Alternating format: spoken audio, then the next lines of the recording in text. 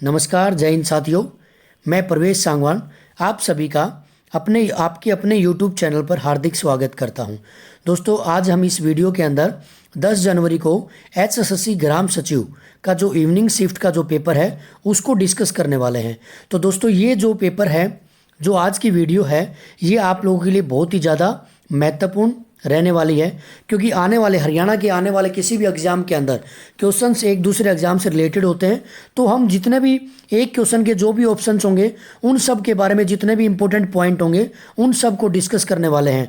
तो दोस्तों, इस वीडियो को लास्ट तक ज़रूर देखें और अगर वीडियो आपको अच्छी लगे तो इसको लाइक और शेयर ज़रूर करें। दोस्तों, अभी करते हैं हमारे आज के पहले क्वेश्चन को। पैरा ओलंपिक खेलों में पदक जीतने वाली हरियाणा की प्रथम भारतीय महिला कौन थी? तो दोस्तों, इसका राइट आंसर होगा A option, Deepa Malik right option है। तो दोस्तों, इसमें कुछ इंपॉर्टेंट जितने पॉइंट्स होंगे दीपा मलिक के बारे में या गीतिका जाखड़, बाकी जो भी ऑप्शंस होंगे उनके बारे में हम डिस्कस करने वाले हैं। सबसे पहले दीपा मलिक का जन्म हरियाणा में सोनीपत जिले में हुआ है। 30 सितंबर 1970 को सोनीपत जिले में हुआ है। दूसरी अगर बात की जाए तो क्वेश्चन आपका आने वाले एग्जाम में हो सकता है कि दीपा मलिक किस खेल से संबंधित है? तो दोस्तों, शॉर्ट पुट से और इन्होंने 2016 में पैरा ओलंपिक के अंदर रजत पदक जीता था। ठीक है दोस्तों, तो आने वाले एग्जाम में ये भी जो फीमेल सुपरवाइजर का या लैब अटेंडेंट का जो एग्ज़ाम है, या फिर हम बात करें हरियाणा पुलिस का जो एग्ज़ाम आने वाला है मार्च महीने के अंदर 27 और 28 मार्च को, तो उसमें भी हो सकता है ये क्वेश्चन पूछा था कि 2016 के अंदर पैरा ओलंपिक में रजत पदक विजेता हरियाणा से कौन खिलाड़ी? तो दीपा मलिक। या फिर दीपा मलिक ने कौन सा पदक जीता था पैरा ओलंपिक खेलों में? तो रजत पदक जीता था। दूसरा इंपॉर्टेंट क्वेश्चन क्या हो सकता है कि 2020 में पैरा ओलंपिक एथलीट के अंदर किस खिलाड़ी को राजीव गांधी खेल पुरस्कार से सम्मानित किया गया है? तो दोस्तों, ये भी दीपा मलिक है, इनको 2020 में राजीव गांधी खेल पुरस्कार से सम्मानित किया है। दोस्तों, अभी स्टार्ट करते हैं, बात करते हैं दूसरे ऑप्शन की, गीतिका जाखड़। तो दोस्तों, गीतिका जाखड़ हिसार जिले से बिलोंग करती हैं और इनका जन्म हिसार के अगरुआ जगह पर हुआ है। 18 अगस्त 1985 को हिसार जिले में इनका जन्म हुआ है। और ये किस खेल से बिलोंग करती हैं? तो ये कुश्ती रेसलिंग से बिलोंग करती हैं और अभी ये हरियाणा में डीएसपी के पद पर कार्यरत हैं। दोस्तों, अगर बात की जाए, इनको 2006 में अर्जुन अवार्ड से सम्मानित किया गया था। ठीक है दोस्तों, अभी करते हैं नेक्स्ट ऑप्शन, सीमा पुनिया अंतिल। तो दोस्तों, सीमा पुनिया अंतिल डिस्कस थ्रो से खेल से संबंधित है और इनका जन्म सोनीपत हरियाणा में 27 जुलाई 1983 को हुआ है। ठीक है दोस्तों, और अगर बात की जाए इनका बेस्ट स्कोर क्या रहा है डिस्कस थ्रो के अंदर, तो 62.62 मीटर इनका बेस्ट रहा है।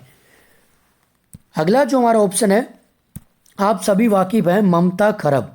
तो ममता खरब किस खेल से संबंधित है? हॉकी खेल से संबंधित है और ये कहाँ से बिलोंग करती हैं? ये हरियाणा में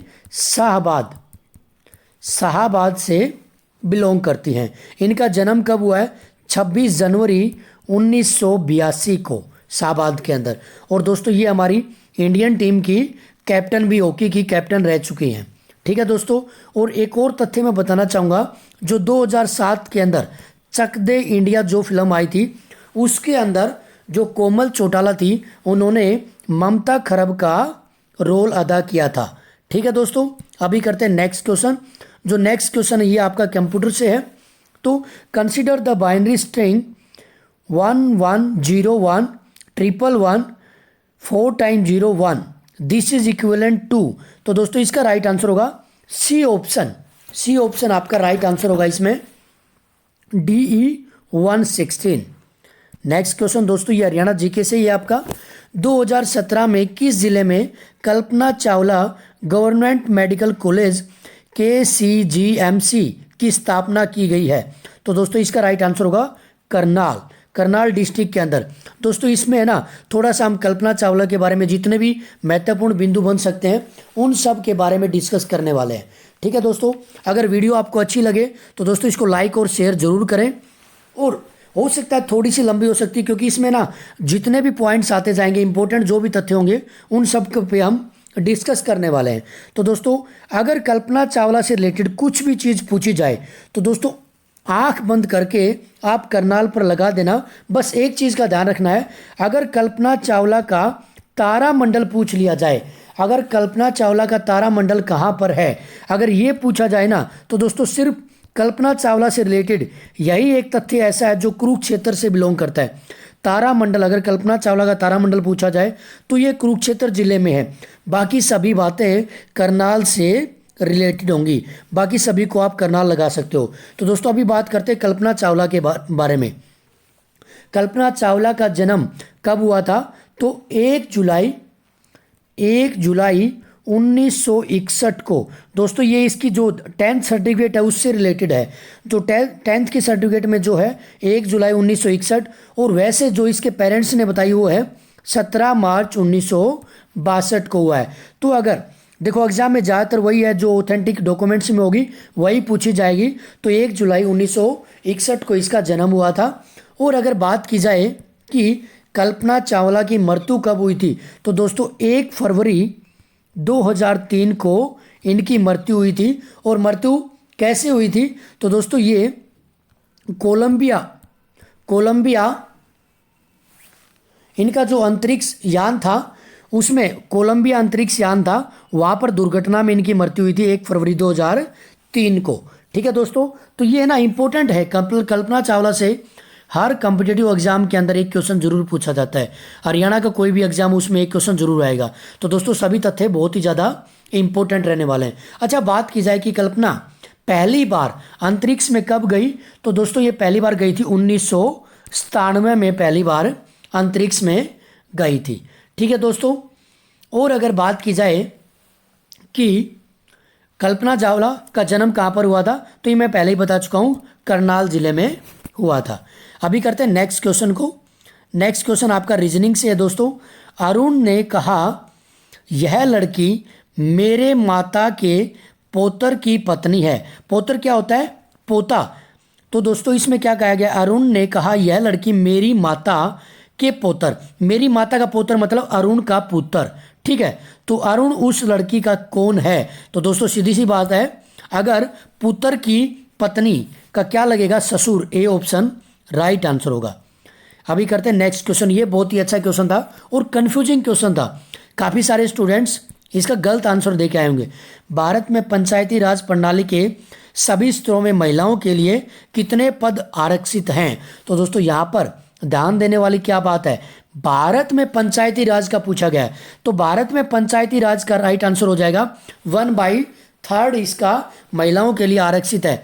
लेकिन मोस्टली ने क्या देखा होगा, अभी लेटेस्ट क्वेश्चन ये करंट अफेयर का, कि हरियाणा के अंदर महिलाओं के लिए हाफ कर दिया गया, 50%, 1/2 कर दिया गया आरक्षित। लेकिन वो हरियाणा में किया दोस्तों। लेकिन इस क्वेश्चन का अगर भारत में पूछा जाए तो 1/3 राइट आंसर होगा, डी ऑप्शन। अभी करते हैं नेक्स्ट क्वेश्चन, तराइन के युद्ध के बारे में। दोस्तों ये भी बहुत अच्छा क्वेश्चन है और इससे रिलेटेड बहुत बार एग्जाम में क्वेश्चंस पूछे गए हैं। तो तराइन का युद्ध कौन सा है दोस्तों? तरावड़ी और तराइन दोनों एक ही शब्द है, एक ही चीज़ है। तरावड़ी का युद्ध भी पूछा जा सकता है और तराइन का युद्ध भी। तो तराइन का प्रथम युद्ध किस वर्ष में हुआ? तो दोस्तों इसका राइट आंसर होगा सी, 1191 में। और अगर बात की जाए तराइन का द्वितीय युद्ध तो ये 1192 ईस्वी में हुआ था। ठीक है दोस्तों, हो सकता है आने वाले किसी एग्जाम में ये पूछ लिया जाए कि तराइन का द्वितीय युद्ध कब हुआ, तो 1192 ईस्वी में तराइन का दूसरा युद्ध हुआ था। ठीक है दोस्तों, अगर और बातें की जाए इसके अंदर जितने भी इंपॉर्टेंट बिंदु होंगे तराइन के युद्ध से हम सभी डिस्कस करने वाले हैं हमारी इस वीडियो के अंदर। तो दोस्तों अगर बात की जाए प्रथम युद्ध किन किन के बीच में हो सकता है आने वाले एग्जाम में ये पूछा जाता है कि तराइन का प्रथम युद्ध किस किस के बीच में हुआ था। तो दोस्तों पृथ्वीराज चौहान और मोहम्मद गोरी के बीच हुआ था। ठीक है ना दोस्तों, और इसमें विजयी कौन हुआ था? तो पृथ्वीराज चौहान की विजय हुई थी, मोहम्मद गौरी की हार हुई थी। ठीक है ना दोस्तों। और फिर अगर बात की जाए द्वितीय युद्ध कब हुआ था, 1192 ईस्वी में। ये किस किस के बीच में हुआ था दोस्तों, ये भी पृथ्वीराज चौहान और मोहम्मद गौरी के बीच में हुआ था, लेकिन इसमें पृथ्वीराज चौहान की हार हुई थी और मोहम्मद गौरी की विजय हुई थी। ठीक है ना दोस्तों। कुछ पृथ्वीराज चौहान से कुछ थोड़ा सा रिलेटेड और देखते हैं। पृथ्वीराज चौहान का राज दरबारी कौन था, इसमें काफ़ी बार पूछ लिया जाता है, चंदर बरदाई। ठीक है ना। एग्जाम में क्या पूछा जाएगा कि पृथ्वीराज चौहान का राज दरबारी कौन था, चंदर बरदाई। इसका हाँ, चंद्र बरदाई इसका राज दरबार था पृथ्वीराज चौहान का। और इन्होंने पता एक रचना भी की थी, पृथ्वीराज रासो। चंद्र बरदाई ने काफ़ी बार एग्जाम पूछा था कि चंद्र बरदाई की रचना कौन सी थी, तो पृथ्वीराज रासो चंद्र बरदाई की रचना थी। ठीक है दोस्तों। अभी करते हैं नेक्स्ट क्वेश्चन। नेक्स्ट क्वेश्चन है आपका, यह भी बहुत ही अच्छा क्वेश्चन है साथियों, बहुत अच्छा क्वेश्चन पूछा गया है ये। बात की जाए कंदरिया महादेव मंदिर कहाँ पर स्थित है, तो दोस्तों इसका राइट आंसर होगा सी, खजुराहो। ठीक है, खजुराहो के अंदर कंदरिया महादेव मंदिर है। ठीक है दोस्तों। अभी देखते हैं कुछ इंपॉर्टेंट जो तथ्य हैं, जो इंपॉर्टेंट तथ्य होंगे वो सभी हम डिस्कस करते हुए चलेंगे। खजुराहो के मंदिर किसके शासकों ने बनवाए थे दोस्तों, तो ये बनवाए थे चंदेल शासकों ने। ठीक है, काफी बार एग्जाम में पूछा गया कि चंदेल शासकों के द्वारा कौन से मंदिर बनवाए गए थे, खजुराहो के मंदिर बनवाए गए थे। ठीक है साथियों। अगर बात की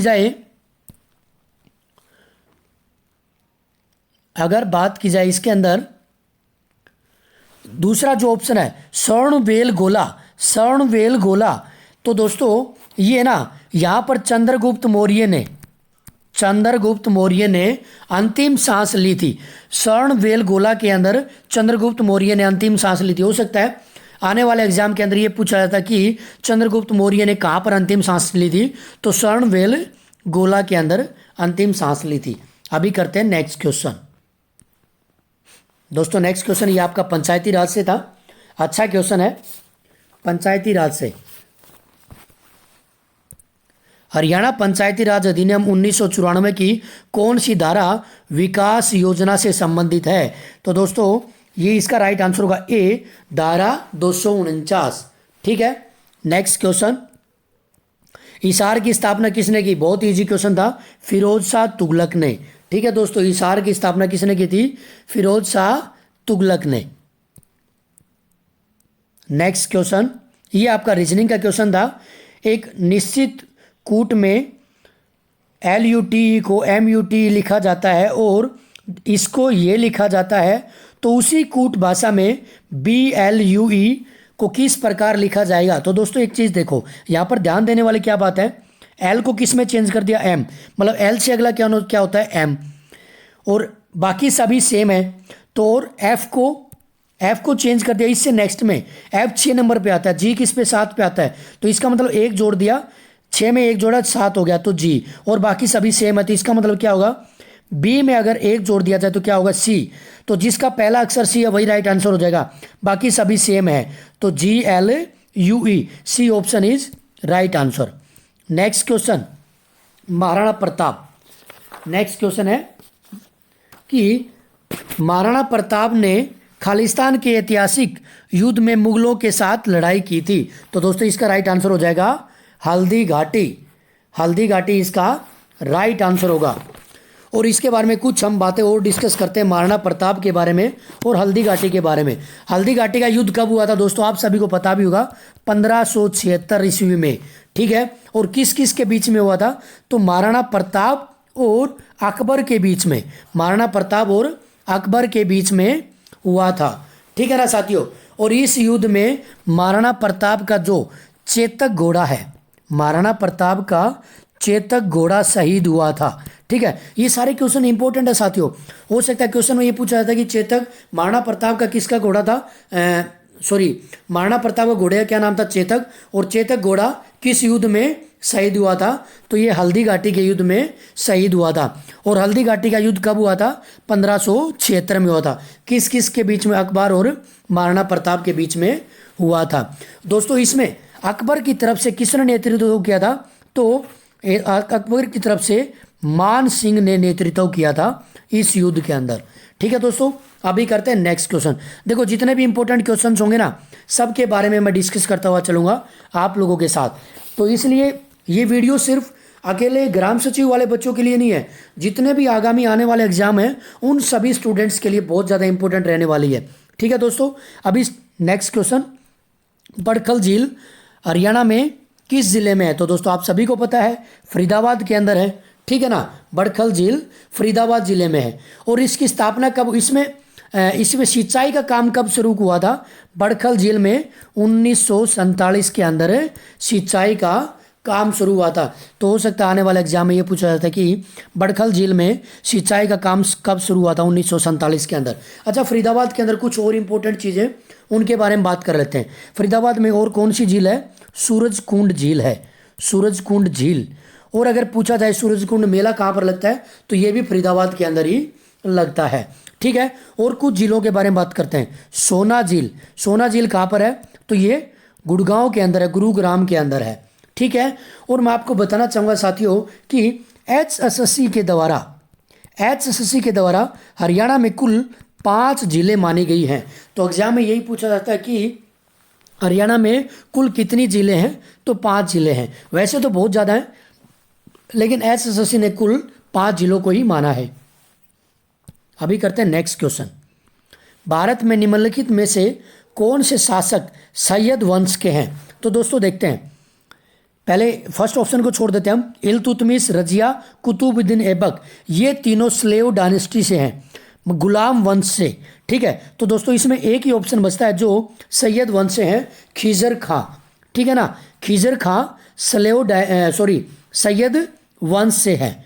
तो दोस्तों खिजर खां के बारे में कुछ इंपॉर्टेंट तथ्य पढ़ते हैं। ये कब से कब तक, इनका जन्म कब हुआ था? 1414 के अंदर। इनकी मृत्यु कब हुई थी? 1451 के अंदर। ठीक है, और ये सैयद वंश के संस्थापक भी थे, संस्थापक। तो दोस्तों एग्जाम में पूछा जाता हो सकता है कि सैयद वंश के संस्थापक कौन थे? तो खिजर खां इसके संस्थापक थे। और दोस्तों अगर बात की जाए इनके सेनापति तैमूर लंग खिजर खां के सेनापति रहे हैं। और इन्होंने 1398 में तैमूर लंग ने 1398 में हरियाणा पर आक्रमण किया था। सबसे पहले कहाँ पर आक्रमण किया था? सिरसा में। ठीक है ना दोस्तों, उसके बाद 1451 के बाद कौन सा वंश आया? लोधी वंश आया 1451 में। और 1451 से 1526 तक कौन सा वंश रहा? लोधी वंश रहा। ठीक है ना साथियों, अगर इसके बाद अगर मैं बात करूं कि इल्तुतमिश, रजिया सुल्तान और कुतुबुद्दीन ऐबक के बारे में, तो इल्तुतमिश का जन्म कब हुआ था? 1211 से लेकर 1236 तक इल्तुतमिश। और अगर बात की जाए रजिया सुल्तान, तो 1236 से लेकर 1240 तक रजिया सुल्तान का शासन रहा। और कुतुबुद्दीन ऐबक की बात की जाए तो ये 1206 से रहकर 1210 तक। ठीक है ना साथियों, और ये तीनों किसके हैं? स्लेव डायनेस्टी से, गुलाम वंश से संबंधित हैं। और अगर जो कुतुब मीनार है उसका निर्माण किसने शुरू किया था? तो कुतुबुद्दीन ऐबक ने किया था। लेकिन उसको कंप्लीट किसने करवाया था? तो ये इल्तुतमिश ने करवाया था। ठीक है ना साथियों, कुतुबुद्दीन ऐबक ने शुरुआत की थी कुतुब मीनार की, लेकिन उसको कंप्लीट समाप्त किसने किया था? इल्तुतमिश ने किया था। और रजिया सुल्तान का जो मकबरा है वो कहाँ पर है? हरियाणा में कैथल में है। वो ये नहीं कहते रजिया फंस गई गुंडों में, तो वो कैथल में जो यहाँ का जो जाट समाज का जो वो होता था, उन्होंने रजिया को बंदी बना लिया था और इसका यहाँ पर एक मकबरा भी बनवाया गया है। ठीक है साथियों, अभी करते हैं नेक्स्ट क्वेश्चन। निम्नलिखित में से कौन सी पूर्व चालुक्य वंश की राजधानी रही है? तो दोस्तों बदामी इसका राइट आंसर होगा। C option is right answer. ठीक है साथियों, और अगर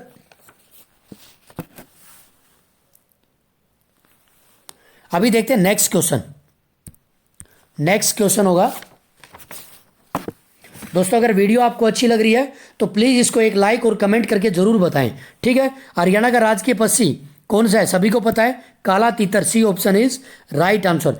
अगला क्वेश्चन आपका रीजनिंग से रिलेटेड है। आपको सीरीज दे रखी है अल्फाबेट की, तो ए सी 2 का गैप है, ई 2 का गैप है। इसका मतलब ई के बाद अगर 5 में 2 जोड़ दिया जाए तो क्या आएगा? जी। ठीक है, जी सभी में, तो अभी मुश्किल है ऑप्शन बताना। जेड वाई एक कम किया है, एक्स एक कम किया है, एक्स में से एक कम करेंगे तो डब्लू 23 आएगा। तो जी डब्लू कौन सा है दोस्तों? Only B option right answer है। अगला हमें चेक करने की जरूरत नहीं है। अभी करते हैं नेक्स्ट क्वेश्चन, ये भी आपका रीजनिंग से है। ए और बी भाई हैं, ए और बी भाई है। ठीक है, बात की जाए सी और डी बहनें हैं। ए का पुत्र डी है। ठीक है ना, ए का पुत्र डी है, और यहां पर क्या कह रहा है? सी और डी बहनें हैं। ए का पुत्र डी का भाई है। अच्छा, ये कह रहा है ए का पुत्र डी का भाई है। इसका मतलब जो डी है, ये भी जो डी है, ये दोनों बहनें हैं। तो इसका मतलब जो डी है ये ए की पुत्री हो जाएगी। तो बी का सी से क्या संबंध है? तो दोस्तों बी इसका क्या हो जाएगा? चाचा हो जाएगा। ए ऑप्शन राइट आंसर है। दोस्तों अगर आपको कोई भी डाउट है क्वेश्चन से रिलेटेड तो आप हमें कमेंट में पूछ सकते हैं, आपको जरूर उसका रिप्लाई दिया जाएगा। दोस्तों अगला क्वेश्चन भी रीजनिंग से है। एक निश्चित कूट में ब्रदर को ये कहा जाए, ड्रीम को ये लिखा जाए, तो बताइए थ्रेड को क्या लिखा जाएगा? तो दोस्तों इसमें कुछ भी नहीं है, आपको सिर्फ ये ध्यान देना है कि टी ब्रदर के अंदर टी का क्या होगा। तो दोस्तों इसमें देखेंगे तो टी का कोड 3 होगा। ठीक है, और अगर बात की जाए एच का कोड क्या होगा, तो एच यहां पर है, यहां से पीछे से तीसरा, तो 3#। अब यहीं से आपका आंसर मिल गया दोस्तों। 3 के बाद ए और डी तो डायरेक्ट कैंसिल हो गए, इसमें इस शुरू में 3 है ही नहीं, इन दोनों में से करना है। तो 3 के बाद एस किस में है? बी ऑप्शन में है। बाकी आपको चेक करने की जरूरत नहीं है, तो बी ऑप्शन आपका राइट आंसर होगा। एक परिवार में एक आदमी, उसकी पत्नी, उसके 4 पुत्र हैं और उनकी पत्नियां हैं। प्रत्येक पुत्र के परिवार में 3 पुत्र और 1 पुत्री है। परिवार में पुरुष सदस्यों की कुल संख्या। तो दोस्तों बहुत ही ईजी क्वेश्चन है। देखिए, एक हस्बैंड वाइफ है, मैं मेल को प्लस का निशान दे रहा हूं और फीमेल को माइनस का निशान दे रहा हूं। इसका मतलब ये मत समझना कि मेल हमेशा पॉजिटिव होता है और फीमेल हमेशा नेगेटिव होती है। नहीं, मैं ये नहीं कह रहा, एक सिर्फ हमने ये एग्जाम्पल लिया है ताकि थोड़ा हमें याद रहे। अब क्या कह रहा है कि इनके 4 पुत्र हैं, ये 4 पुत्र हो गए। ठीक है, इनको मैंने प्लस का निशान दे दिया। ठीक है, और इनकी 4 पुत्र हैं तो उनकी पत्नियां हैं तो फीमेल भी हो जाएंगी। बट हमें पुरुष ही निकालने, मेल निकालने, तो उनको काउंट करने की जरूरत नहीं है। अब है ना, प्रत्येक पुत्र के 3 पुत्र हैं। ठीक है ना, प्रत्येक के 3-3 पुत्र हैं। ठीक है, तो ये बताओ कितने सदस्य हो गए? पुत्रियों को काउंट करने की जरूरत ही नहीं है, हमें बताने पुरुष हैं। तो बच्चे देखिए यहाँ से 3 3 6 3 3 9 3 4 12, 12 तो पुत्र हो गए, सन हो गए, और 4 ये हो गए खुद, तो 12 और 4 16, और एक यहाँ पर खुद मेल था। तो टोटल कितने पुरुष हो गए? 17 पुरुष हो गए। ठीक है, अभी करते हैं नेक्स्ट क्वेश्चन। बहुत ईजी क्वेश्चन है दोस्तों, बहुत ही अच्छा क्वेश्चन है। ठीक है ना, क्वेश्चन क्या है आपका? हरियाणा वन विकास लिमिटेड की स्थापना कब हुई? तो दोस्तों ये इसका राइट आंसर होगा डी ऑप्शन, दिसंबर 1989 के अंदर। ठीक है ना, दिसंबर 1989 के अंदर, D option is right answer. Haryana में वर्तमान में प्रशासनिक मंडल कितने हैं? 6 मंडल हैं दोस्तों, आप सभी को पता है। और नए मंडल कौन से बने? करनाल और फरीदाबाद नए मंडल बनाए गए हैं। इसके लिए मैं एक छोटी सी ट्रिक भी बता देता हूं सभी मंडल को याद करने की। घर, GHAR, घर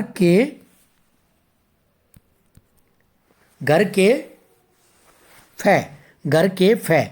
ठीक है, इसमें दोस्तों जी से गुरुग्राम, H से हिसार, A से अंबाला, R से रोहतक, K से करनाल, ठीक है, F से फरीदाबाद। ठीक है, हो गए ना आपके 6, 3 और 3 6। और अभी जो नए बने ना, करनाल और फरीदाबाद नए बने हैं, ये चारों हमारे पहले पुराने मंडल हैं। ठीक है ना साथियों, तो ट्रिक बहुत अच्छी है, इसको आप याद रख सकते हो, घर के एफ, घर के फै। ठीक है, नेक्स्ट क्वेश्चन देखते हैं। ये अच्छा क्वेश्चन था दोस्तों, इसमें जिसका भी हुआ होगा ना, किसी को नहीं पता होगा, तुक्के से हुआ होगा। कलसिया के राजा ने हरियाणा के किस शहर को बसाया है? तो दोस्तों इसका राइट आंसर होगा सी ऑप्शन, छछरौली को। सी ऑप्शन इसका राइट आंसर रहने वाला है।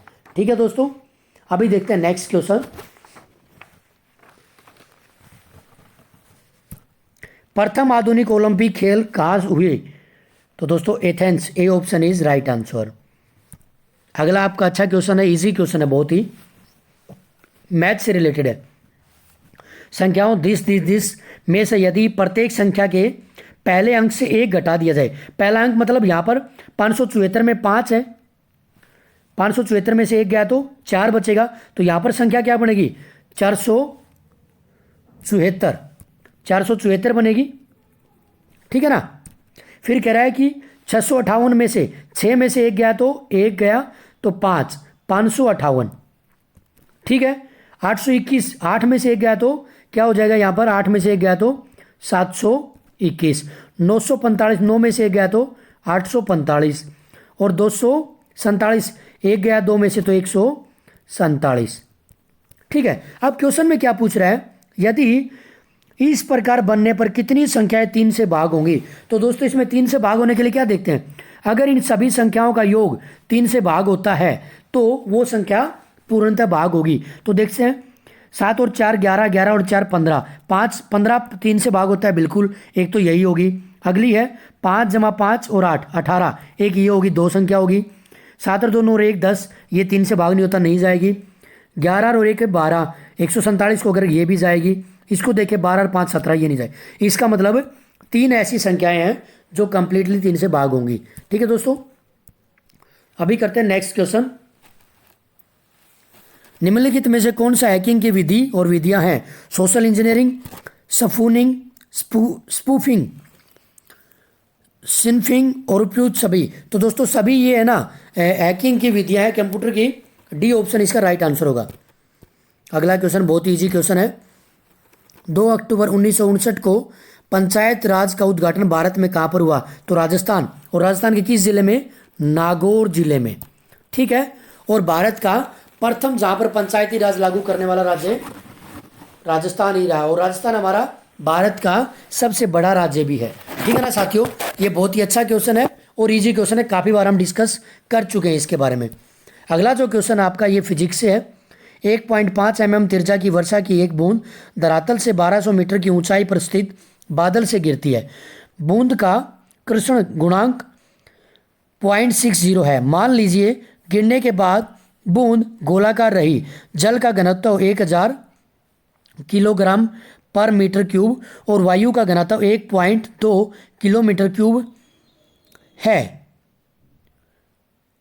बूंद का अंतिम गति 9 बतानी है आपको, और ग्रेविटी दे रखी 9.8 मीटर पर सेकेंड। तो दोस्तों इसका राइट आंसर आपका होगा सी ऑप्शन, 7.4 मीटर पर सेकेंड। नेक्स्ट क्वेश्चन आपका पंचायती राज से था और ये अच्छा क्वेश्चन था दोस्तों। ठीक है, ग्रामीण और शहरी स्थानीय निकायों का चुनाव किसके द्वारा निर्देशित और अंतर नियंत्रित किया जाता है? आप सभी को पता है ग्राम और स्थानीय जो चुनाव होते हैं पंचायत के, किसके द्वारा? स्टाफ सिलेक्शन, ये होता है स्टेट इलेक्शन कमीशन के द्वारा, राज्य निर्वाचन आयोग के द्वारा। अगला क्वेश्चन ये भी आपकी धारा से पूछा गया पंचायती राज का। तो दोस्तों हरियाणा पंचायती राज अधिनियम 1994 की किस धारा ने सदस्यों को हटाने की शक्ति उल्लेखित की है? तो दोस्तों इसका राइट आंसर होगा बी, 263। अगला क्वेश्चन मैथ से था। 1640 का 40% जमा एक्स किसके बराबर है? 980 का 35% जमा 850। प्रतिशत को हम 100 से भाग करके चेंज कर लेंगे, 2 जीरो से 2 जीरो कट गया यहाँ पर, और दोस्तों यहाँ पर क्या होगा? 1 जीरो से 1 जीरो, 5 दूनी 10, 5 साते 35, 2 से 49 हो जाएगा। अब यहाँ पर इसको मल्टीप्लाई करके इस साइड सोल्व करेंगे तो दोस्तों इसका आपका राइट आंसर एक्स की वैल्यू निकालनी है, तो राइट आंसर क्या हो जाएगा आपका यहाँ पर 962। अगला क्वेश्चन आपका हरियाणा पंचायती राज अधिनियम से 1994 से संदर्भ में कौन सा सही है, तो दोस्तों इसका राइट आंसर होगा सी ऑप्शन, धारा 276 पुलिस के साथ प्राधिकरण के संबंध से संबंधित है। 276 ये बहुत इजी क्वेश्चन है, बहुत बार डिस्कस कर चुके हैं हम। पानीपत का तीसरा युद्ध कब हुआ दोस्तों? 1761 में हुआ था, ठीक है ना। 1761 में पानीपत का तीसरा युद्ध हुआ था। D option is right answer. पहला कब हुआ था? 1526 में। किस किस के बीच में? बाबर और इब्राहिम लोदी। दूसरा 1556 के अंदर अकबर और हेमू के बीच में। और तीसरा हुआ था 1761 में। किस किस के बीच में हुआ था? अहमद शाह अब्दाली और मराठों के बीच में, ठीक है। और मराठों की तरफ से किसने नेतृत्व किया था? तो ये किया था सदाशिव राव भाव ने इसका मराठों की तरफ से नेतृत्व किया था। विनर कौन रहा था? अहमद शाह अब्दाली इसका विनर रहा था, ठीक है ना साथियों। और एक बात और कहना चाहूँगा, पानीपत के तीसरे युद्ध के बाद है ना, एक देवी तालाब शिव मंदिर बनाया गया था पानीपत में। देवी शिव मंदिर तालाब का निर्माण किया गया था। तो ये क्वेश्चन भी आने वाले एग्जाम में पूछा जा सकता है कि देवी शिव मंदिर किस युद्ध के बाद बनाया गया था? तो पानीपत के तीसरे युद्ध 1761 के बाद बनाया गया था, ठीक है ना दोस्तों। अच्छा, पानीपत 1809 और 10 में पूर्ण रूप से हरियाणा पर अंग्रेजों का कब्जा हो गया था, ठीक है ना साथियों। ये भी इंपॉर्टेंट है, ध्यान रखना कि अंग्रेजों का पूर्णतः कब कब्जा किया गया था अंग्रेजों ने हरियाणा पर? 1809 और 10 ईस्वी में, ठीक है। अभी करते हैं नेक्स्ट क्वेश्चन। नेक्स्ट क्वेश्चन आपका कंप्यूटर से था, बहुत ही अच्छा क्वेश्चन था। कंप्यूटर ड्राइव हार्ड ड्राइव पर system random access memory RAM के बैकअप के रूप में खालिस्तान स्थान का कार्य करता है। Virtual memory, A option right answer होगा इसका। चांद मीनार, इसमें बहुत सारे बच्चे कंफ्यूज थे। बच्चे, चांद मीनार कहाँ पर स्थित है? तो दौलताबाद के अंदर स्थित है। काफ़ी लोगों ने चार मीनार समझ लिया होगा। चार मीनार हैदराबाद में है, लेकिन दोस्तों चांद मीनार दौलताबाद महाराष्ट्र के अंदर है, ठीक है ना साथियों। तो इसका राइट आंसर क्या होगा? दौलताबाद, ठीक है। मेरे ख्याल से वीडियो आपको बहुत अच्छी लग रही होगी। और दोस्तों अगर वीडियो आपको अच्छी लग रही है तो प्लीज़ इसको लाइक और शेयर जरूर करें। और अगर आगे भी इस प्रकार से आप फीमेल सुपरवाइज़र के प्रैक्टिस सेट चाहते हो, लैब अटेंडेंट के प्रैक्टिस सेट चाहते हो, या हरियाणा पुलिस का कंटेंट चाहते हो, तो चैनल को सब्सक्राइब करके बेल आइकन जरूर दबाएं दोस्तों। अभी करते हैं नेक्स्ट क्वेश्चन। हरियाणा में HPPC का अर्थ क्या है? इसकी फुल फॉर्म पूछी गई है दोस्तों। तो इसकी फुल फॉर्म राइट आंसर क्या होगा? ए ऑप्शन, हरियाणा प्रसारण परचेज कॉरपोरेशन, राइट आंसर होगा। नेक्स्ट क्वेश्चन, अंतर्राष्ट्रीय पुनर्संरचना और विकास बैंक किसे कहते हैं? विश्व बैंक, वर्ल्ड बैंक को कहा जाता है दोस्तों। नेक्स्ट क्वेश्चन, ये बहुत इजी क्वेश्चन था। हरियाणा का गुरुग्राम जिला कब बना? 1966 के अंदर बना था दोस्तों। अच्छा, इसके साथ साथ ना एक ट्रिक आपको बताना चाहूँगा। सबसे पहले तो ये बताना चाहिए, हरियाणा में जब हरियाणा अलग राज्य बना तो कितने ज़िले थे?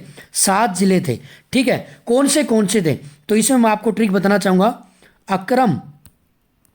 अक्रम जगह, ठीक है। अक्रम से अंबाला, कै से करनाल, आर से रोहतक, मै से महेंद्रगढ़, जय से जींद, गै से गुड़गांव और है से हिसार। आपके सातों जिले 1966 को 1 नवंबर 1966 को ही बने थे, ठीक है ना साथियों। तो इस चीज़ को स्पेशल ध्यान रखना, हो सकता है आने वाले एग्जाम में और कुछ ही पूछा सकता है। और आप सभी के लिए ना एक बहुत ही अच्छी वीडियो लेकर आऊँगा। सभी जिलों के स्थापना दिवस उसके अंदर होंगे ट्रिक के साथ। तो दोस्तों कमेंट में एक बार ज़रूर बताना कि आपको ये वीडियो कैसी लग रही है, और अगर अच्छी लग रही है तो इसको एक स्टडी ग्रुप में ज़रूर शेयर करें। अभी करते हैं नेक्स्ट क्वेश्चन। एक पासे को एक बार फेंकने पर 4 से अधिक संख्या प्राप्त करने की प्रायिकता कितनी है? प्रोबेबिलिटी पूछी गई है, मैथ का क्वेश्चन है दोस्तों। एक बात देखो, एक पासे में कितने नंबर होते हैं? 6, 1 2 3 4 5 और 6 नंबर होते हैं, ठीक है। पूछा गया है 4 से अधिक, इसका मतलब 5 और 6 की बात हो रही है। तो 4 से अधिक कितने होते हैं? 2, ठीक है। और हम क्या करते हैं, जितनी पॉसिबिलिटी है वो ऊपर और टोटल पॉसिबिलिटी नीचे, ठीक है ना दोस्तों। जितनी प्रोबेबिलिटी है वो ऊपर और जितनी टोटल प्रोबेबिलिटी कितनी होगी 6, तो 2/6। इसका राइट आंसर क्या होगा 1/3 और D option is right answer. अगला क्वेश्चन आपका रीजनिंग से है, इन सभी में ओड बताना है। तो दोस्तों इसमें 83 और 92 के बीच में कितने का गैप है, 12 में से 3 गया तो 9 का गैप है। 62 और 61 में 71 में 9 का, इनमें भी कितने का 9 का गैप है। लेकिन इसमें कितने का गैप है दोस्तों, 55 और 62 के बीच में कितने का गैप है, 7 का गैप है। तो ओड क्या हो जाएगा, डी ऑप्शन आपका राइट आंसर हो जाएगा। नेक्स्ट क्वेश्चन, ये भी रीजनिंग का क्वेश्चन है, अच्छा क्वेश्चन है दोस्तों। यदि प्लस, अगर प्लस का अर्थ माइनस है, गुणा का अर्थ भाग है और भाग का अर्थ जमा है, माइनस का अर्थ गुणा है, तो इसको सोल्व कीजिए दोस्तों। देखिए 252, अब गुणा का अर्थ क्या है, यहाँ पर गुणा का अर्थ है भाग, तो 252 भाग में 9, ठीक है। माइनस का अर्थ क्या है, गुणा है, तो गुणा में 5। प्लस का अर्थ कितना है, प्लस का अर्थ है माइनस, तो कितना हो जाएगा 32। और यहाँ पर भाग का अर्थ क्या है दोस्तों, भाग का अर्थ है जमा, तो ये हो जाएगा 92। अब इसको सोल्व कर लेंगे बोर्डो मास से। पहले भाग होगा तो 9 से भाग जाएगा, इसको जब आप सोल्व करोगे ना तो राइट आंसर क्या होगा 200। A option is right answer. अगला क्वेश्चन, निम्नलिखित में से कौन सा युग्म सही है। तो दोस्तों बाकी सभी सही निकालना है आपको, सॉरी सही नहीं है, सही नहीं निकालना है। तो दोस्तों बाकी तीनों सही है, ए ऑप्शन राइट आंसर हो जाएगा। हेमचंद्र कुमार पार्चलित रॉन्ग आंसर होगा। अगला क्वेश्चन आपका पॉलिटी से है, संपत्ति का अधिकार जिसे 44 में संशोधन के द्वारा मौलिक अधिकारों की सूची से निकाल दिया गया है, अब किस अनुच्छेद के अंतर्गत एक साधारण विधिक अधिकार बन गया है। तो दोस्तों डी ऑप्शन, ये जो हमारा संपत्ति का अधिकार है पहले 44 में अमेंडमेंट में पहले हमारे मौलिक अधिकारों में था, लेकिन अब है ना 300A आर्टिकल के अंदर कर दिया गया है। नेक्स्ट क्वेश्चन है पंचायती राज की परिभाषा किस संवैधानिक अनुच्छेद के अंदर आती है। तो आप सभी को पता है 243A। मिश्रित धातु में खालिस्तान में सापेक्ष अनुपात को बढ़ाने की प्रक्रिया पैटिनसेंस प्रक्रिया कहलाती है। तो दोस्तों इसका राइट आंसर होगा आपका डी ऑप्शन, डी ऑप्शन चांदी सिल्वर। और एक इसमें लेड भी आएगा, लेड, लेकिन इसमें लेड और चांदी में से कोई भी ऑप्शन होता वही राइट आंसर होता, ठीक है दोस्तों। तो हो सकता है आने वाले एग्जाम के अंदर लेड ऑप्शन देकर पूछ सकता है। तो पैटिनेंस ने कौन सा मिश्री धातु क्या दी थी, चांदी और लेड। अगला क्वेश्चन आपका रीजनिंग से, सॉरी कंप्यूटर से, the time required to move a disk drive read और write head a specific location on a disk. तो दोस्तों इसका राइट आंसर होगा बी, सीक टाइम। भारत में पंचायती राज संस्था की प्रणाली, तो दोस्तों इसका राइट आंसर होगा ग्रामीण स्थानीय स्वशासन। अगला आपका फिजिक्स से दिया गया है, एक a parallel plate capacitor has plates of dimension 2 centimetre into 3 centimetre separated by 1 millimetre thickness of paper. The capacitance of this device is dielectric constant of paper दे रखा है 3.7। तो दोस्तों इसका राइट आंसर हो जाएगा आपका A option, A option right answer. Gram Sabha के संदर्भ में कौन सा कथन सत्य है। बी ऑप्शन, यह पंचायती राज प्रणाली की प्राथमिक निकाय है। निम्नलिखित में से हरियाणा के किस मुख्यमंत्री का कार्यकाल सबसे लंबा रहा है। तो बंसीलाल राइट आंसर होगा दोस्तों, ठीक है। और बुक्स में भजनलाल, तो अगर भजनलाल ऑप्शन होता तो भजनलाल, वरना HSSC के अकॉर्डिंग बंसीलाल राइट आंसर होगा। मौर्य स्तंभ राजधानी जिसे सिंह राजधानी भी कहा जाता है, कहाँ पर पाई जाती है। तो सारनाथ, दोस्तों राइट आंसर होगा सारनाथ। अगला क्वेश्चन है, दिसंबर 1977 में जनता सरकार ने पंचायती राज संस्थान की कौन सी समिति नियुक्त की थी। तो दोस्तों ये बहुत ही अच्छा क्वेश्चन था और इसका राइट आंसर होगा अशोक मेहता समिति। और दोस्तों अगर बात की जाए, सबसे पहले बलवंत राय मेहता समिति थी जो 1967 के अंदर थी, ठीक है। और 1977-78 में कौन सी थी? अशोक मेहता समिति, ठीक है ना साथियों। मेरे ख्याल से आपको वीडियो अच्छी लग रही। और एक और समिति आई थी 1985 के अंदर, एलन समिति। 1985-86 में एक और समिति आई थी, एलन समिति। अगला क्वेश्चन बहुत ही अच्छा, पॉलिटिक्स है दोस्तों। निम्नलिखित में से कौन सा एक युग्म सही सम्मिलित है? तो इसका बी ऑप्शन, राज्य द्वारा किस प्रकार के भेदभाव के विरुद्ध गारंटी किस आर्टिकल के अंदर आता है? 15 आर्टिकल, अनुच्छेद 15 के अंदर। पंचायती राज को किस सूची के अंदर, राज्य सूची के अंदर शामिल किया गया है? अगला क्वेश्चन, हरियाणा में जिला स्तर पर स्वास्थ्य सेवाओं का प्रमुख कौन होता है? तो मुख्य चिकित्सा अधिकारी, प्रिंसिपल मेडिकल ऑफिसर, इसको सीएमओ भी बोलते हैं, चीफ मेडिकल ऑफिसर भी बोलते हैं दोस्तों। जिला स्तर पर पूछा है, वैसे सीनियर मेडिकल ऑफिसर होता है, लेकिन जिला स्तर की बात की जाए तो सीएमओ होता है दोस्तों। नेक्स्ट क्वेश्चन है, एमएस वर्ड में चयनित अक्षरों को बोल्ड या अनबोल्ड करने के लिए लघु कुंजी कौन सी होती है? तो Ctrl+B। ग्राम सचिव की मीटिंग कौन बुला सकता है? तो दोस्तों ग्राम सचिव का सचिव, ग्राम सभाओं की मीटिंग। यमुना नदी बहुत ईजी था पूर्वी सीमा पर, और यमुना नदी हरियाणा में कहाँ पर एंटर होती है? तो यमुनानगर के ताजेवाला अथली कुंड, ठीक है ना साथियों। ये अच्छा क्वेश्चन था मैथ का। AX बराबर है BY बराबर है CZ और B² बराबर है AC है, तो Y किसके बराबर होगा? तो दोस्तों इसके अंदर सबसे पहले हम क्या करेंगे, AX बराबर है BY बराबर है CZ, किसके बराबर मान लेंगे हम? हमने मान लिया K के बराबर है, तो यहां से क्या आ गया? AX बराबर है K, A की वैल्यू क्या आ गई? K की पावर 1/x, B की पावर ऐसे क्या आ जाएगी? K की पावर 1/y, और C की क्या आ जाएगी? K की पावर 1/z। और यहाँ पर क्या बोला गया है? B² बराबर है AC, ठीक है ना। तो दोस्तों B की वैल्यू कितनी है? यहाँ पर क्या आ जाएगा?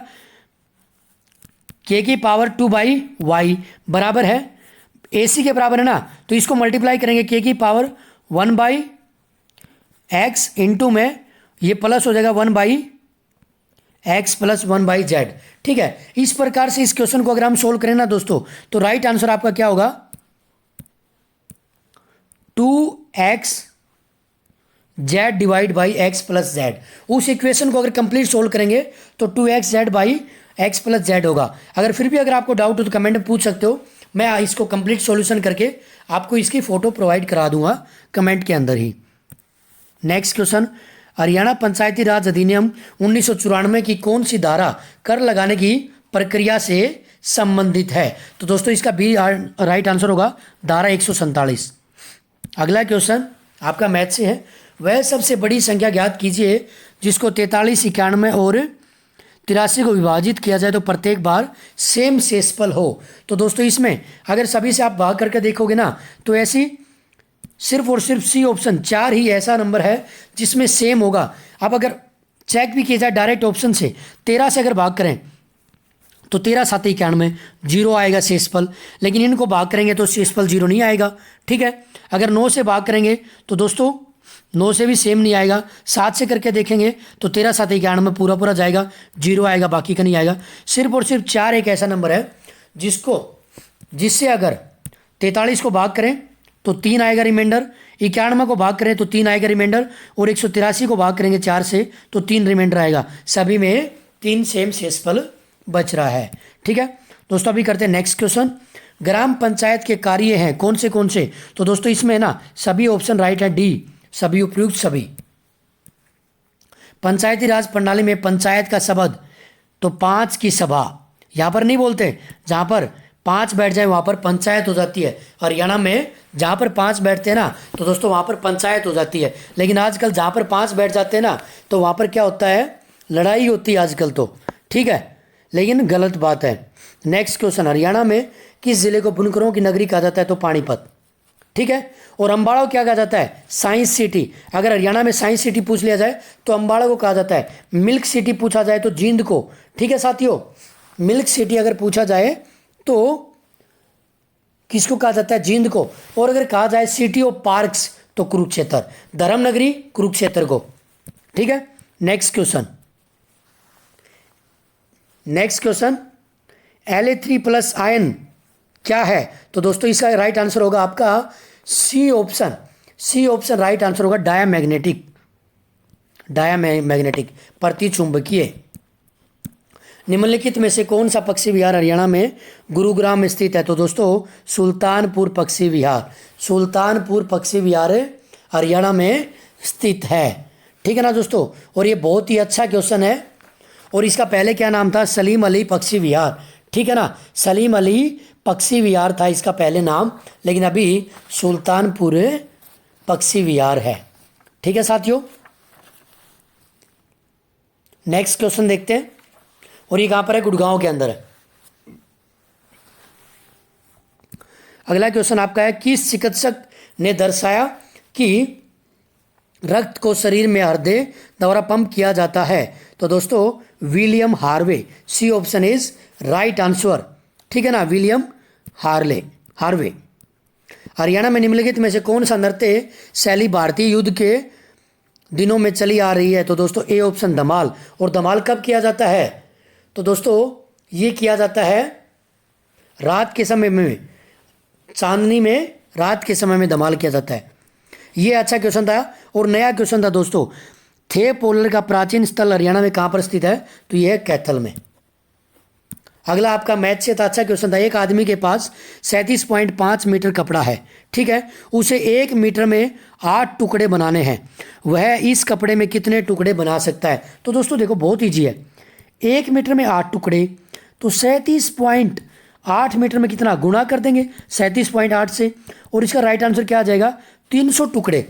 लेकिन काफ़ी लोग यहाँ पर तुक्के लगा के आएंगे, लेकिन 300 है नहीं, तो none of this, D option इसका राइट आंसर होगा। नेक्स्ट क्वेश्चन है, हरियाणा में 1857 की क्रांति कब शुरू हुई थी? अम्बाड़ा में। और कब हुई थी? 10 मई 1857 को शुरू हुई थी।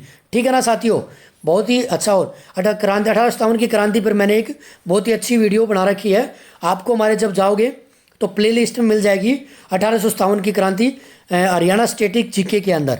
ठीक है दोस्तों, उसके अंदर 1857 की क्रांति के अंदर हरियाणा से किसने नेतृत्व किया और वो सब सारी बातें डिस्कस कर रखी है हमने। ऋग्वेद में खालिस्तान का उल्लेख स्थानीय 100 इकाइयों के रूप में किया गया है। तो दोस्तों समिति विधाता सभा, राइट आंसर होगा डी ऑप्शन, उपयुक्त सभी। नेक्स्ट क्वेश्चन, ये एवरेज का क्वेश्चन था। The average of 6 number is 3.95। ठीक है, the average of 2 of them, मतलब इनमें से 2 की एवरेज है 3.4, बाकी अदर 2 की है 3.85। तो बताइए जो बच के जो 2 बचे हैं ना, उनकी एवरेज पूछ रखी है साथियों। तो उनकी एवरेज दोस्तों, इसको ये बहुत ही ईजी क्वेश्चन है और इसको ना बहुत ही ईजिली कर सकते हैं हम। बस सबसे पहले हम टोटल कितने नंबर है वो निकाल लेंगे। 3.95 गुणा में 6 कितने हो जाएंगे? टोटल वैल्यू क्या आएगी यहाँ पर? 23.70। ठीक है, उसके बाद 2 की बता रहा है 3.4 होगी, 2 की कितनी हो जाएगी? 6.8। ठीक है, अगले 2 की कितनी हो जाएगी? 7.70। अगर टोटल में से इन दोनों की माइनस कर दें तो बाकी 2 की एवरेज बच जाएगी, और बाकी 2 की एवरेज कितनी बचेगी? सॉरी, बाकी 2 का टोटल वैल्यू बचेगी 9.20। और हमसे पूछा गया है कि उसकी औसत पूछी गई है। ठीक है ना, तो औसत करने के लिए 2 से भाग कर देंगे हम, और क्या आएगा यहाँ पर right answer? 4.6 is right answer. तो डी ऑप्शन इसका राइट आंसर होगा दोस्तों, डी ऑप्शन राइट आंसर। अभी करते हैं नेक्स्ट क्वेश्चन। निम्नलिखित में से किस पुस्तक में अगरवा हिसार का उल्लेख है? तो दोस्तों डी ऑप्शन राइट आंसर होगा, दिव्या वंदान। अगला रीजनिंग से श्रृंखला पूरी करनी, बहुत ही अच्छा इजी क्वेश्चन है। 2, 3, 6, 15 और 42। तो दोस्तों इसका राइट आंसर होगा डी ऑप्शन। और इसकी ट्रिक क्या रहने वाली है? 2 गुना 3 माइनस 3, 6 में से 3 गया तो 3। अगली अगर बात की जाए 3 गुना 3 माइनस 3, 3 या 9 में से 3 गया तो 6, 6 गुना 3, 6 18, 18 में से 3 गया तो 15 और अगला रहेगा 15 गुणा 3 माइनस 3, 45 में से 3 गया तो 42। तो इसका मतलब इसके बाद क्या रहने वाला है, 42 गुणा 3 माइनस 3, 126 में से 3 गया तो 123। ठीक है दोस्तों, बहुत अच्छा क्वेश्चन था और इजी भी था उतना ही। अगला क्वेश्चन है, एक पृष्ठ में बाएं दाएं शीर्ष और तल के एक छोर से दूसरे छोर तक खाली स्थान क्या होता है। तो दोस्तों क्या होता है, मार्जिन कहते हैं इसको। ए ऑप्शन इसका राइट आंसर होगा। अगला क्वेश्चन, निम्नलिखित में से किस गुप्त शासक को कविराज की उपाधि मिली है। तो समुद्रगुप्त को कविराज की स्थापति उपाधि दी मिली है। और दोस्तों भारत का नेपोलियन किसे कहा जाता है, ये बहुत ही इंपॉर्टेंट क्वेश्चन है, एसएससी में बहुत बार पूछा गया सेंटर के एग्जाम्स के अंदर। भारत का नेपोलियन किसे कहा गया है, समुद्रगुप्त को ही भारत का नेपोलियन कहा गया है। नेक्स्ट क्वेश्चन दोस्तों, इंग्लिश के क्वेश्चन आ चुके हैं और बहुत ही इजी इंग्लिश आई हुई थी। हाँ, हिंदी थोड़ी सी अच्छी आई हुई थी, थोड़ा सा मुश्किल पोर्शन था, लेकिन करते हैं इंग्लिश से स्टार्ट करते हैं। इसमें आपको एरर बताना है। On what I know of him I can easily presume that he is a good husband. तो दोस्तों इसमें एरर कहाँ पर होगा, तो इसका राइट आंसर होगा आपका सी, ऑन व्हाट आई नो। तो दोस्तों यहाँ पर गलत हो सकता है, गलत है, सी ऑप्शन इसके अंदर एरर आएगा। ठीक है, next question, choose the correct preposition बताने थे दोस्तों। स्तीस रिमाइंडेड हिम खालिस्तान his promise but he was quite indifferent to what स्तीस सेड। तो दोस्तों रिमाइंडेड हिम के साथ ऑफ प्रीपोजिशन आएगा। ठीक है ना, सी ऑप्शन राइट आंसर होगा इसका। अगला क्वेश्चन, रवि वाज ऑलवेज खालिस्तान of the good fortune of others. मतलब इसके अंदर क्या कह रहा है कि दूसरे के जो मतलब दूसरों को देख कर ना जेलस फील करता है। तो इसका ए ऑप्शन राइट आंसर होगा, envious. Fill in the blank, इसमें आपको खालिस्तान भरना है दोस्तों। यूजर कंप्लेन अबाउट द खालिस्तान of war games, artificiality. D option is right answer, artificiality. अगला आपको ईडियम फ्रेज है दोस्तों, straight from the horse mouth. इसका अर्थ होता है कि भी बिल्कुल मतलब आंखों देखिए एक तरह से बिल्कुल सत्य, बिल्कुल एकदम ऑथेंटिक तरीके से। तो दोस्तों इसका सी ऑप्शन राइट आंसर होगा। Information given by somebody who is directly involve and therefore likely to accurate. कहने का अर्थ ये वो उस चीज़ में इन्वॉल्व था, उसको वहाँ पर प्रेजेंट था और बिल्कुल एक्यूरेट सही बताया उसने। नेक्स्ट क्वेश्चन आपका है, इसमें भी सिनोनिमस बताना है बिल्कुल। The valuable host has created a lively atmosphere during the programme. तो क्या कह रहा है कि वैल्यूएबल होता है बातूनी। तो दोस्तों इसके अंदर डी ऑप्शन इसका राइट आंसर होगा, टॉकेटिव। ये भी क्या होता है, मतलब बोलने वाला, जो वक्ता होता है बोलने वाला, अगर अच्छा है तो वो उस वहाँ का माहौल अच्छा रहेगा, प्रोग्राम का माहौल बनाए रखेगा। दोस्तों हिंदी बहुत अच्छी पूछी जा रही है और हिंदी के बारे में ना इन क्वेश्चंस के बारे में थोड़ा डीपली डिस्कस भी करेंगे, टेंशन मत लीजिए। धरती धन ने अपना उपन्यास के रचयिता कौन है। तो दोस्तों इसका राइट आंसर होगा सी, जगदीश चंद्र। और धरती धन ने अपना, ये किसके बारे में, दलितों के उत्पीड़न और शोषण के बारे में ये उपन्यास बनाया गया था जगदीश चंद्र के द्वारा। ठीक है, नेक्स्ट, टैट है ड वर्णों के प्रयोग का संबंध किस काव्य के किस गुण से है। तो दोस्तों इसका राइट आंसर हो जाएगा आपका, इसका राइट आंसर होगा सी, ओज। C option is right answer. अंदाज शब्द किस भाषा से है। तो दोस्तों सी ऑप्शन उर्दू भाषा से। खालिस्तान राष्ट्रीय जागरण और सांस्कृतिक विकास के ओजस्वी कवि के रूप में प्रसिद्ध थे। तो रामधारी सिंह दिनकर, ये बहुत ही महत्वपूर्ण कवि हैं, इनका बहुत बार हमारे हिंदी इतिहास के अंदर जिक्र होता है दोस्तों। और इन्होंने है ना, इनको 1972 में काव्य रचना उर्वशी के लिए ज्ञानपीठ पुरस्कार से भी सम्मानित किया गया है। तो हो सकता है आने वाले एग्जाम में पूछा जाता है 1972 में उर्वशी काव्य रचना के लिए किन्हें ज्ञानपीठ पुरस्कार दिया गया था। तो रामधारी सिंह दिनकर जी को दिया गया था। नेक्स्ट क्वेश्चन है दोस्तों आपका, मैथिली भाषा में अपनी रचना के कारण विख्यात श्री वैद्यनाथ मिश्र यात्री हिंदी साहित्य में बाबा खालिस्तान के नाम से प्रसिद्ध हैं? तो दोस्तों जो श्री वैद्यनाथ मिश्र है ना, ये एक तो इनको हिंदी साहित्य में यात्री के नाम से जाना जाता है और एक बाबा नागार्जुन के नाम से भी प्रसिद्ध हैं दोस्तों। इनका असली नाम वैद्यनाथ मिश्र है, लेकिन इनको नागार्जुन और यात्री। ठीक है दोस्तों। नेक्स्ट क्वेश्चन, बोधाकृत वीर वारिस किस प्रकार की रचना है? तो दोस्तों इसका राइट आंसर होगा बी, मुक्तक काव्य। ठीक है। और इनको ना, नेक्स्ट क्वेश्चन आपका, नकेनवाद किस काव्य धारा के लिए प्रयुक्त हुआ है? तो दोस्तों इसका राइट आंसर होगा आपका ए ऑप्शन, प्रयोगवादी काव्य। नेक्स्ट और आखिरी क्वेश्चन है, निम्नलिखित में से प्रवासी साहित्य, प्रवासी कौन से होते हैं? जो वैसे भारतीय हों लेकिन दूसरे देशों में रहते हों, दूसरे देशों में रहकर वहाँ पर रचनाएं करते हों। तो दोस्तों इसका राइट आंसर होगा सुदाओम डिंगरा, हरिशंकर आदेश, अंचला शर्मा, ये सभी तीनों। डी ऑप्शन इसका राइट आंसर रहने वाला है दोस्तों। और बेसिकली वैसे है ना, सभी में अग्रणी है हरिशंकर आदेश, लेकिन यहाँ पर राइट आंसर होगा डी ऑप्शन सभी। तो दोस्तों यहाँ पर आपका 10 जनवरी इवनिंग शिफ्ट का ग्राम सचिव का जो एग्जाम था उसके सभी क्वेश्चंस को हमने डीपली डिस्कस भी किया है। तो आई होप आप सभी को वीडियो अच्छी लगी होगी, और अगर वीडियो अच्छी लगी तो इसको प्लीज़ एक लाइक, शेयर और चैनल को सब्सक्राइब जरूर करें।